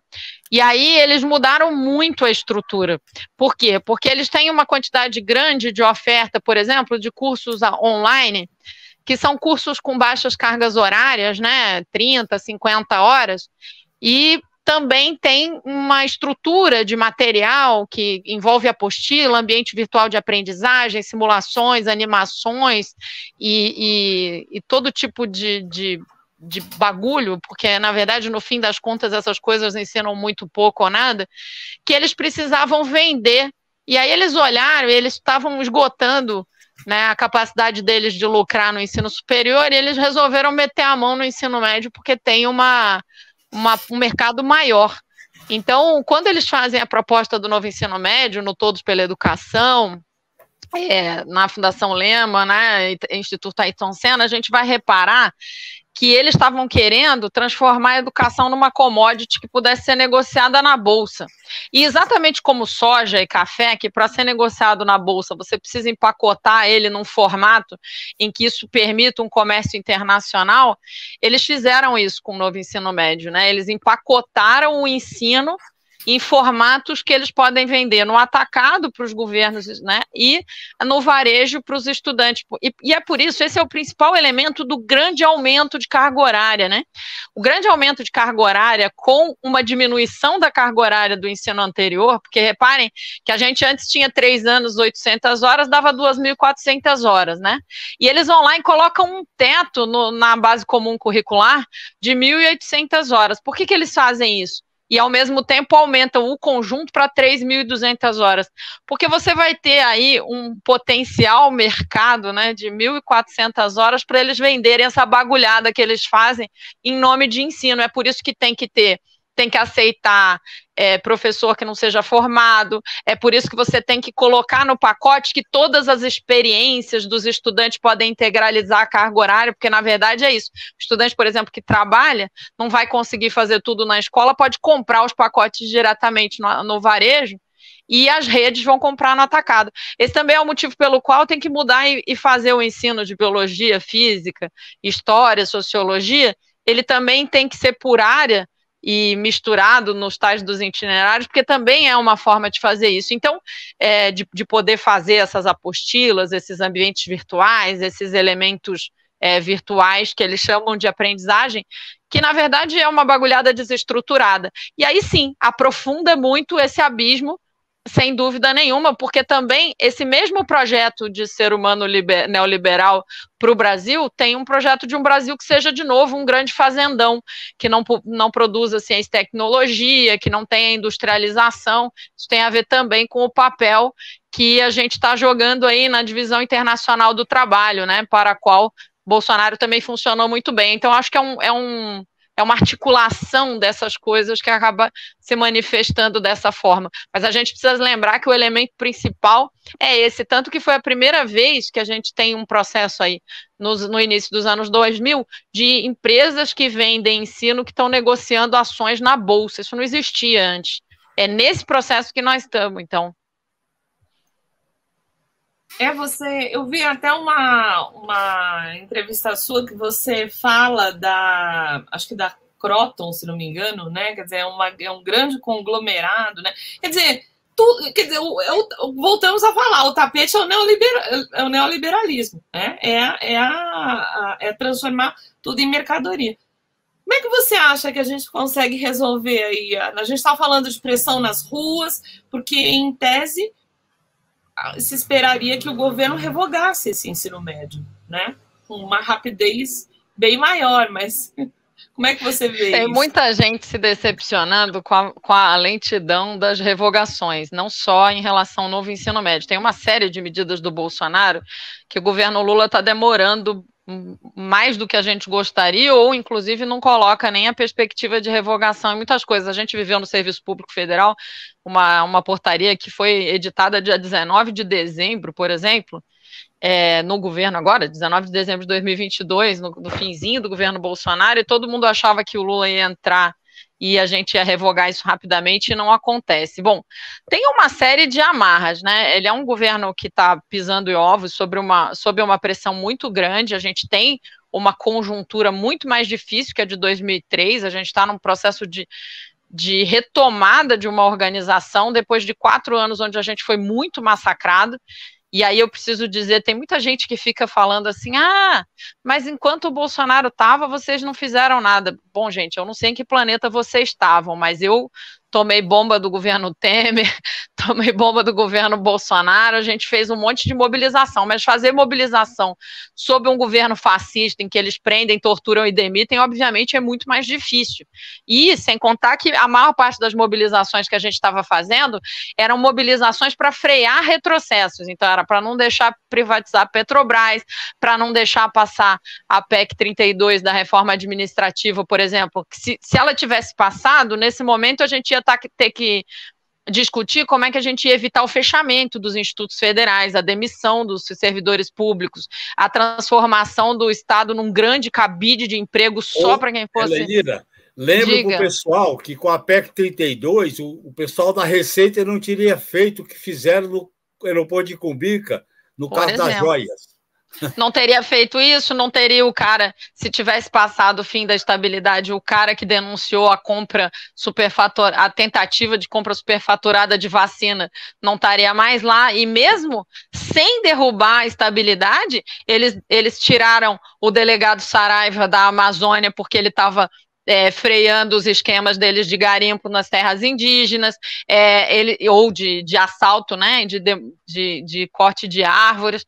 A gente teve, por exemplo, como é que é o nome dele? O comandante... Aquele que foi preso, que estava desenvolvendo o submarino nuclear, o almirante Otto, que foi preso, perseguido por lawfare, porque estava desenvolvendo uma tecnologia para desenvolver o país. Então, mesmo sem acabar com a estabilidade, eles estavam fazendo isso.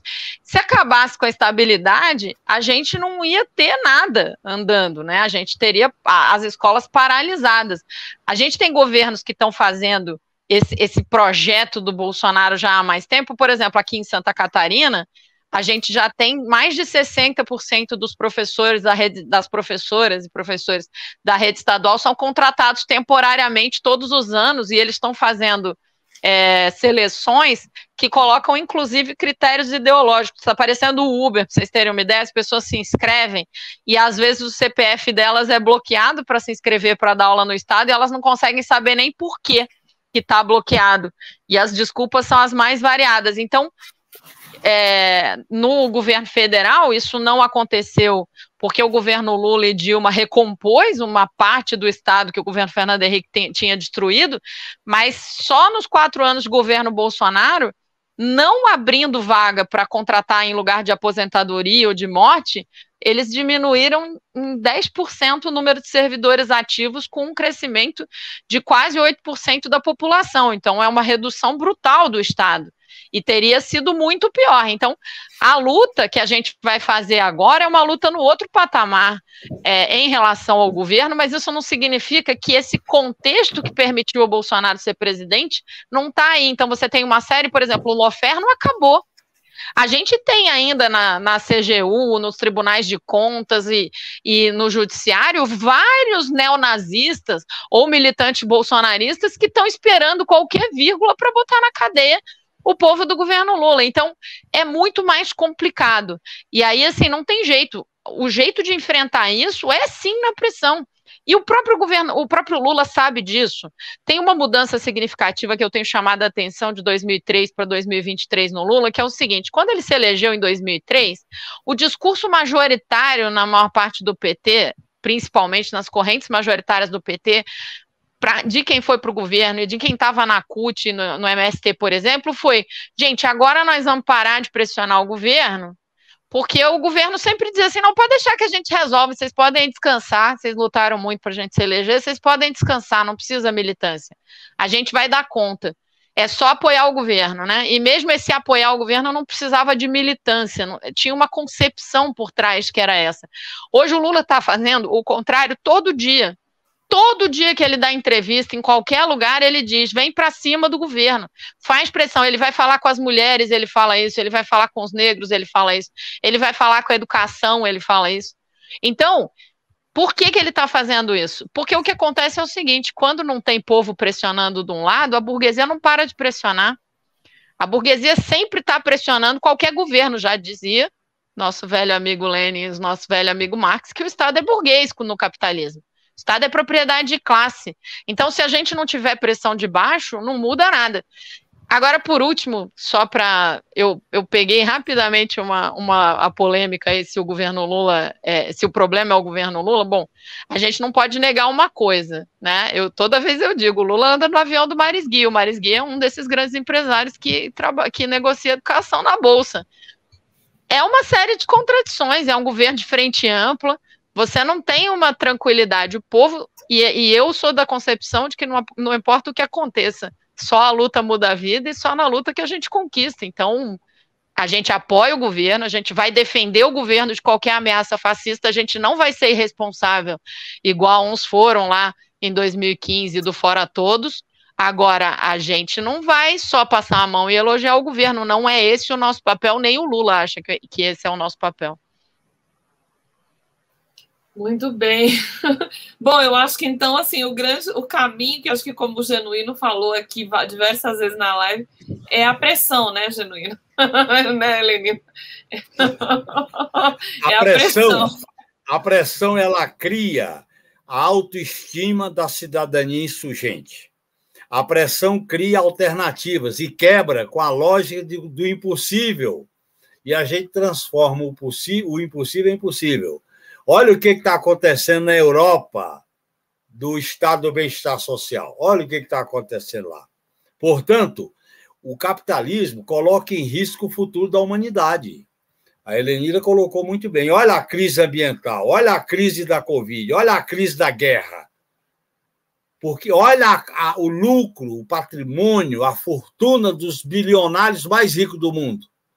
E o Brasil mostra a desigualdade, né, Genuíno? O capitalismo está vivendo uma crise porque tem superprodução e super desigualdade. O capitalismo está nu e aparece todas as suas vísceras. O que nós da esquerda temos que fazer é lutar. O caminho da luta é o caminho de ter força, ganhar gente, aumentar o nosso contingente, ganhando eleição, fora de eleição, no poder, fora do poder. Eu, por exemplo, fiquei muito tempo no Congresso, agora eu estou fora das instituições e estou gostando muito desse trabalho na base social, na militância política. É isso que nós temos que fazer. Nós não podemos ficar no pessimismo do individualismo, nem do ceticismo da impotência. O ser humano é potente. Você sabe, né, Mônica? Lendo Guattari, lendo Deleuze, lendo Spinoza, a gente sabe como é que a potência humana é produto dos desejos. E se a política não expressar a força do desejo para mudar, nós vamos ser membros da servidão humana do pior modelo, do pior estilo, que é o que eles querem, que o cidadão vire trapo, vire coisa, vire número. Nós temos que recusar esse papel e o caminho é a luta coletiva. Não adianta a luta individual. A luta individual a gente faz coisa, mas não vale, individualmente, a gente sozinho não vale uma cibalena com data vencida. Tem que ser o coletivo. O Genuíno, já que você falou no Spinoza, que seja fora das redes, né? Uma luta com encontros de corpos também, né? Exatamente, porque é a relação do corpo e da mente, a relação da mente com o corpo. É a relação da gente construir uma alternativa que dispute o que eu gosto de reafirmar, me inspirando no Antônio Cândido, disputar corações e mentes, né? E hoje eu acho que o povo brasileiro, a juventude, os lutadores estão vivendo uma fase muito difícil. Nós estamos numa encruzilhada. Então, nós temos que dar o colo, nós temos que abraçar, nós temos que mostrar que o coletivo tem jeito, nós temos que fazer, onde nós atuamos, uma maneira de refletir para fora o que nós queremos, o Brasil da esperança, o Brasil do 1º de janeiro, o Brasil que subiu a rampa, o Brasil dos humilhados, dos excluídos que querem ter vez, o Brasil feminista, o Brasil antirracista, o Brasil quilombola, o Brasil das populações originárias, o Brasil da comunidade LGBTQIA+, o Brasil da nova classe trabalhadora. Isso nos empolga, porque a vida, para os lutadores, só tem sentido se ela estiver em função de grandes causas. São as grandes causas que movem a gente e a humanidade para buscar uma solução diante do desastre que provocaram isso. Você vê, o litoral norte entra em desastre, aí diz, é o aquecimento global, tudo é o aquecimento global. Mas quem é que provoca o aquecimento global, poxa? Qual é a mão que destruiu? Qual é a mão que montou? É o aquecimento global. É a mão de Deus? Não. O Deus do mercado não é bem assim. A mão invisível do mercado mata, como a gente está vendo, né? Então, eu acho que vale a pena essa luta, viu? É uma luta alegre, porque o que a gente quer é a alegria, não é a tristeza, não é a morte, não é a penalização.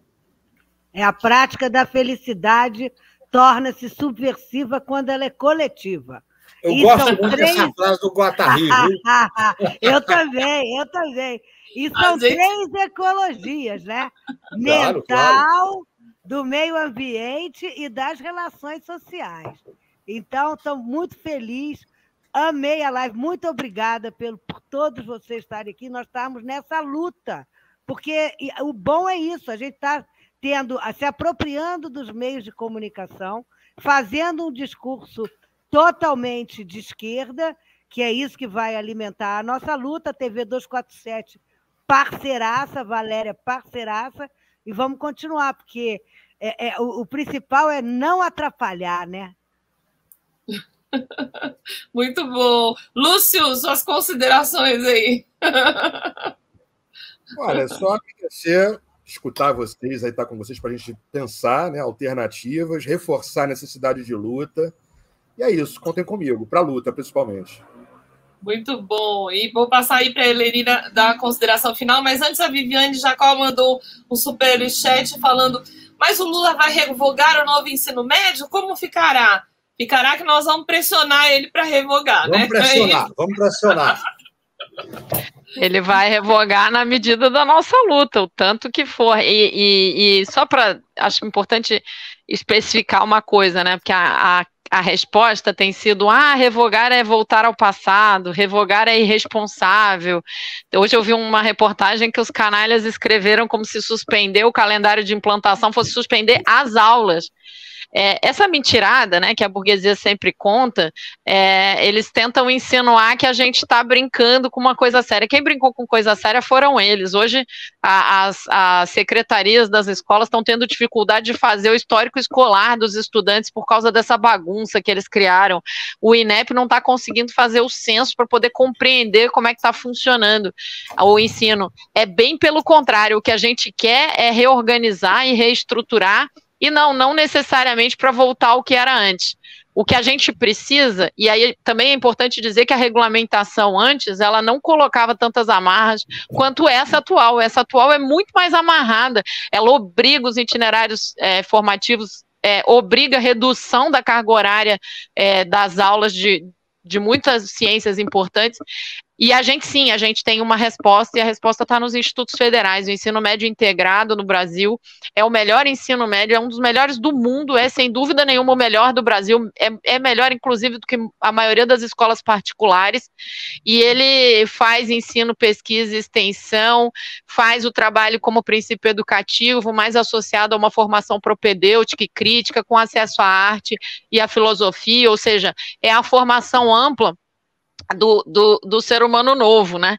E enfrenta a violência, enfrenta o machismo e o racismo. Então, a gente não precisa buscar em nenhum outro lugar, ainda que eu seja sempre a favor de aprender com todo o mundo, literalmente, mas a gente tem resposta, e quem foi responsável foram os banqueiros que desestruturaram tudo sem pensar em nem um segundo na qualidade de vida dos nossos adolescentes e jovens, nem no nosso futuro. Então, é isso mesmo, nós vamos continuar na luta. Não tem nada a ver com ser irresponsável, com fazer um novo 2013, nada disso. Pelo contrário, a gente está ajudando muito o governo Lula a fazer essa pressão, porque o governo Lula precisa muito dar certo, e para ele dar certo, a gente tem que reestruturar o ensino médio, tem que não fazer ajuste fiscal neoliberal, tem que contratar um monte de gente no serviço público para atender as necessidades do povo. Então é por isso que a gente está na luta. Obrigada, TV 247, obrigada, Mônica, e que fez o convite, Valéria, Lúcio Genuíno, meu querido, e a gente está sempre na luta e sempre à disposição. Maravilha! Então, muito obrigada a todos que acompanharam essa live, pedindo sempre para vocês darem o like, para vocês compartilharem, para que a gente possa levar essa discussão a maior número de pessoas. Muito obrigada a todos que estão sempre aqui conosco. Obrigada, Helenira, pelo esforço aí de correr, chegar. Obrigado, Lúcio, nosso querido parceiro aí, que já veio várias vezes aqui conosco. Mônica, maravilhosa, com muitas ponderações. Genuíno, muito obrigada pela sua presença aqui, mais uma vez, trazendo tanta coisa interessante aí de contribuição, viu? Ô, Valéria, só fazer um comercial, a gente vai ter uma aula, um seminário na terça-feira na Faculdade de Educação da USP, o dia inteiro sobre o novo ensino médio. Eu vou estar na mesa da tarde, Genuíno vai estar na mesa da noite, mas vai ser um momento muito especial de debate. Ele vai, inclusive, ser transmitido no canal da Faculdade de Educação da USP, no canal oficial, então todo mundo se juntar lá. Excelente. E Lúcio também queria fazer um convite, né, Lúcio? Rapidinho, no seu canal, não é isso? Pessoal, conhecer o trabalho que eu faço lá sobre psicopolítica, estudo dos novos modalidades de golpe de Estado usando as redes, tá? Lá no portal Fio do Tempo. Muito bom. Então é isso. Muito obrigada a todos e nos vemos semana que vem com mais um Comitê Zero. Obrigada, pessoal. Tchau, tchau.